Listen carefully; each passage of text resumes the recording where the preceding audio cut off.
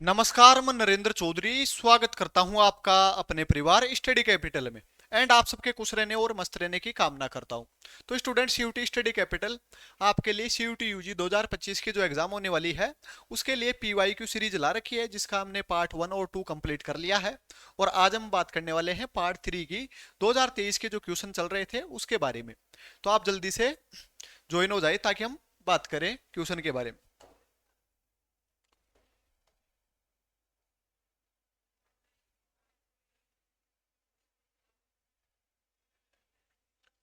Question हमने आपके 20 discuss कर लिए थे और आज आपका 2023 का जो बायोलॉजी डोमेन था उसका जो 21वें नंबर का क्वेश्चन था उसके बारे में हम बात करते हैं।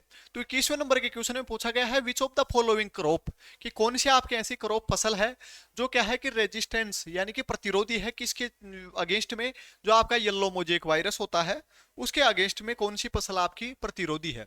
एक तो येलो मोजेक वायरस और एक आपका पाउडरी मिल्ड्यू, इसके बारे में इसके अगेंस्ट में वो किसके द्वारा बनाई गई है, म्यूटेशन के द्वारा। तो ये से यहाँ पर अगर मैं बात करूं तो ये जो आपकी मूंग बीन है ये वाली आपकी क्रॉप किसके लिए बनाई गई है, कि एक तो आपका येलो मोजेक वायरस ना हो इसके लिए, और दूसरा आपका जो पाउडरी मिल्ड्यू है वो ना हो। तो उसके लिए हमने क्या किया है कि क्रॉप के अंदर म्यूटेशन किया और म्यूटेशन करने के बाद में आपकी प्रतिरोधी क्रॉप बनाई है किसकी, मूंग बीन की। तो ये आपका थर्ड आंसर हो जाएगा। क्वेश्चन नंबर आपके 22 के लिए हम बात करते हैं। इसमें आपको क्या है कि मैच द फॉलोइंग पूछा गया है। मैच द फॉलोइंग पूछा है।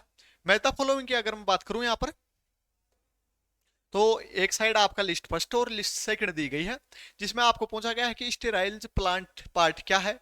दूसरा आपका कनेक्टिव जो सिमिलर पार्ट है, जेनेटिकली सिमिलर पार्ट किसके, प्लांट के उनको हम क्या बोलते हैं। उसके बाद में आपको पूछा गया है कि मेरिस्टेम क्या है और आपके सोमेटिक हाइब्रिड्स क्या है। तो जो आपके ऐसे प्लांट या ऐसे एनिमल्स ऑर्गेनिज्म जो जेनेटिकली रूप से सेम हो उनको हम क्लोन बोलते हैं, और प्लांट के रेस्पेक्ट में इसको हम क्या बोलते हैं, सोमा क्लोन बोलते हैं। तो ये तो आपका बी में तो क्या हो जाएगा, सेकंड। फिर अब मैं बात करता हूं कि जो स्टेराइल्स प्लांट पार्ट है उनको हम क्या बोलते हैं, एक्सप्लांट बोलते हैं। तो ए में हो जाएगा आपका 4। फिर उसके बाद में हम बात करते हैं मेरिस्टेम। प्लांट के अंदर क्या है कि ग्रोथ करने के लिए जो टिश्यू पाए जाते हैं, उत्तक पाए जाते हैं, वो आपके कंटिन्यू ग्रोथ करते हैं लाइफ टाइम, उनको हम बोलते हैं मेरिस्टेम। तो मेरिस्टेम से हम क्या करते हैं कि वायरस फ्री प्लांट या वायरस फ्री कल्चर कर सकते हैं मेरिस्टेम के अंदर। तो सी में आपका क्या हो जाएगा, सेकंड। और जो आपके सोमेटिक हाइब्रिड्स है, यानी कि आपके क्या है आलू का आलू का साइटोप्लास्ट, और यहाँ पर अगर बात करूं मैं टमाटर का साइटोप्लास्ट, इनका फ्यूज कराकर हम क्या बनाए हैं, आपका पोमेटो बनाए हैं। ऐसा प्लांट जिसमें जमीन के अंदर क्या लगते हैं, आलू लगते हैं, और जमीन के ऊपर के पार्ट पे आपके टमाटर लगते हैं, उसको हम क्या बोल रहे हैं, पोमेटो बोल रहे हैं। और ये आपके सोमेटिक हाइब्रिडाइजेशन की वजह से कंप्लीट हुआ है। तो ए में आपका 4, बी में आपका जैसे अगर देखा जाए तो सोमा कलोन ये आपका थर्ड है, और फिर आपका जैसे सी में सेकंड और डी में आपका फर्स्ट।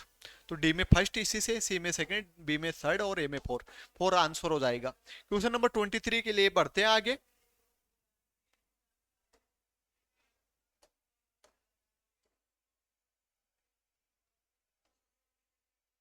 क्वेश्चन नंबर 23 की बात करूं मैं, तो यहाँ पर अब आपको पूछा गया है कि सोनालिका और जो रत्ना है वो किस चीज की आपकी हाई यील्ड यानी कि ज्यादा उपज देने वाली वेराइटीज हैं।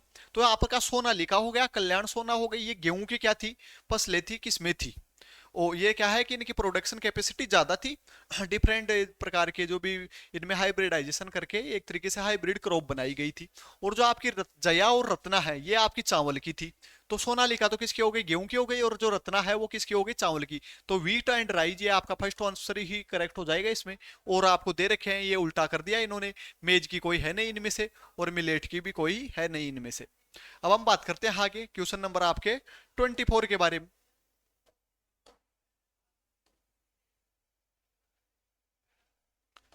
इसमें पूछा गया है क्वेश्चन नंबर 24 में कि ये आपके जो ऑर्गेनिज्म ये दे रखे हैं इनमें से कौन सा आपका नाइट्रोजन का फिक्सेशन करने वाला ऑर्गेनिज्म नहीं है।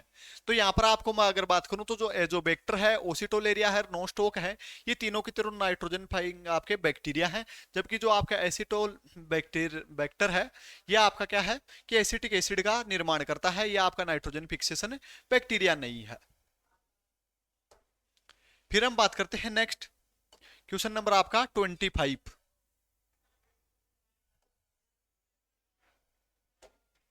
क्वेश्चन नंबर 25 में बोला गया है कि जो लार्ज आपके होल यानी कि बड़े छेद बन रहे हैं किसमें, स्विस चीज में, वो किसकी वजह से बनते हैं। तो जो आपकी ब्रेड हो गई जिसमें हम बेकर्स बोलते हैं, और जैसे आप इडली बनाते हो, डोसा बनाते हो, या जैसे आपकी जो पनीर बना रहे हो, इनमें क्या है कि जो होल बनते हैं, स्पंजी बनती है, वो किसकी वजह से बनती है, CO2 के प्रोडक्शन की वजह से बनती है। इनमें एनारोबिक रेस्पिरेशन होता है ईस्ट का, और उसके द्वारा उनकी मेटाबॉलिज्म के द्वारा क्या बन रहा है, CO2 प्रोड्यूस की जाती है। अब वो CO2 बाहर निकलेगी तो कहीं से तो निकलेगी ना, तो वो छेद करते हुए निकलती है, तो इसकी वजह से वो स्पंजी बनती है। तो वो किसकी वजह से हो रहा है, CO2 की production of large amount of CO2। तो उसकी वजह से क्या हो रहा है, यहाँ पर आपके लार्ज होल बन रहे हैं, स्विस चीज हो गई या जो आपकी ब्रेड हो गई उनके अंदर। अब क्वेश्चन नंबर 26 की बात करते हैं हम। 26 में आपको पूछा गया है कि कौन सा ऐसा आपका ऑर्गेनिज्म है जो साइनोबैक्टीरिया नहीं है। इसमें बोला गया ना which of the following is note, ये भी आपको इंपॉर्टेंट याद रखना है कि किसमें आपको क्या पूछा है, इज नॉट साइनोबैक्टीरिया, कि साइनोबैक्टीरिया कौन से नहीं है। साइनोबैक्टीरिया की अगर मैं बात करूं तो जो फोटोसिंथेटिक बैक्टीरिया होते हैं, जिसमें आपका क्या हो गया कि नोस्टोक एनाबिना हो गया, नोस्टोक हो गया, एनाबिना हो गया, रोस्टोलेरिया या आपके नाइट्रोजन फिक्सेशन बैक्टीरिया भी थे, और इनको साइनोबैक्टीरिया बोलते हैं। ये जो ग्लोमस है ये मेनली आपका माइकोराइजा है, जो फंजाई के साथ फंजाई है, और वो आपका मेनली क्या करेगा, प्लांट के साथ में एक तरीके से ओब्लिगेटरी रिलेशनशिप शो करता है। तो ये आपका ग्लोमस नहीं है, यहाँ पर आपका साइनोबैक्टीरिया। ओके, क्वेश्चन नंबर हम बात करते हैं 27 के बारे में।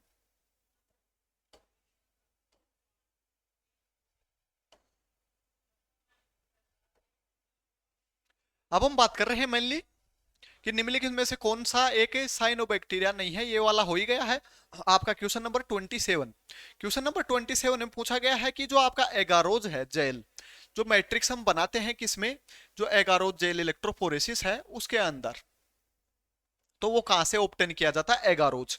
तो इसके लिए अगर हम बात करूं, सबसे पहले तो एगारोज किस काम में आता है, एगारोज मेनली काम में आता है आपके डीएनए के सेपरेशन के लिए। उसको डीएनए को क्या है कि उसके खंडों के, उसके जो टुकड़े हैं उसके बेसिस पर, यानी कि उसकी साइज और चार्ज के बेसिस पर सेपरेट करता है, मोलिकुलर वेट के बेसिस पर सेपरेट करता है। तो जो हम मैट्रिक्स बनाते हैं वो एक जेल से बनता है, और ये जेल है वो हमें समुद्री खरपतवार या समुद्री घास से मिलता है, समुद्री घास से ऑब्टेन होता है, जिसको हम क्या बोलते हैं, सीवीड बोलते हैं। इसको हम क्या बोलेंगे, सीवीड बोलेंगे। तो ये आपका सीवीड है। ओके, समुद्री घास से मिला है। तो ये हो गया। अब हम बात करते हैं क्वेश्चन नंबर 28 के बारे में।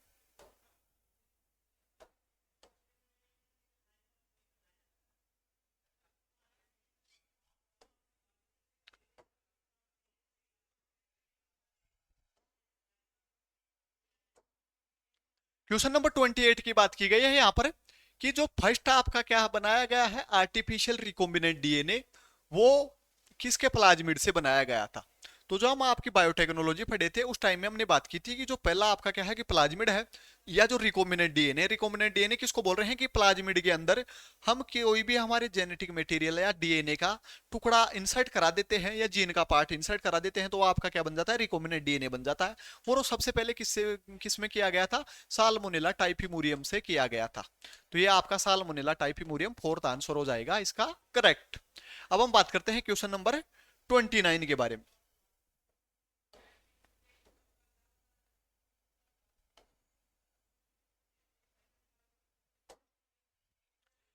क्वेश्चन नंबर 25 की अगर 29 की अगर बात करें हम, तो इसमें पूछा गया है कि जो आपका एंटीबायोटिक रेजिस्टेंस जीन है वो आपके वेक्टर के अंदर किसके सिलेक्शन में हेल्प करता है।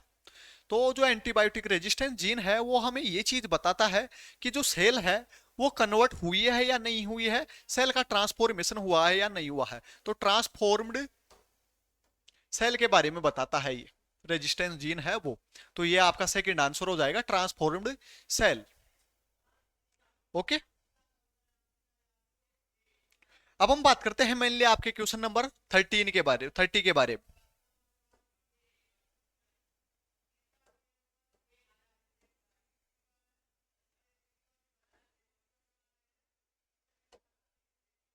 30 की अगर बात करें हम, तो इसमें पूछा गया है कि आइडेंटिफाई करना है हमें किस चीज को, वो जीन जो आपके क्या है कि नॉट अफेक्टिवली, यानी कि अफेक्टिव नहीं है किसके लिए, कॉटन आपका जो कपास है उसमें जो बोलवॉर्म है, गोलकृमि है, उसके अगेंस्ट में कौन से नहीं है, कौन से वाले नहीं है। तो यहां पर अगर देखा जाए तो जो कराई 1AC और कराई 2AB, ये तो क्या है कि गोलकृमि यानी कि आपके बोलवर्म के लिए कॉटन के अंदर रेजिस्टेंस प्रोवाइड कराते हैं। लेकिन जो कराई 1AB है ये आपका क्या है कि मक्का के अंदर क्या करता है कि जो छेदक कृमि है उसके लिए ये काम करता है। तो ये वाला आपका क्या है कि कॉटन के अंदर काम नहीं करता, मक्का के अंदर काम करता है। तो ये आपके क्या थे 30 क्वेश्चन थे और ये आपका पार्ट 3 था। और अब मिलते हैं हम नेक्स्ट हमारे जो पार्ट 4 रहेगा उसके अंदर ये आपके जो 2023 के क्वेश्चन चल रहे हैं उसको डिस्कस करेंगे। तो आप चैनल को सब्सक्राइब कर लीजिए और बेल आइकन प्रेस कर लीजिए CUT UG स्टडी कैपिटल को, ताकि आपको आपके जो CUT UG के एग्जाम है उसके लिए बहुत ही बेनिफिशियल रहने वाली सीरीज है ये।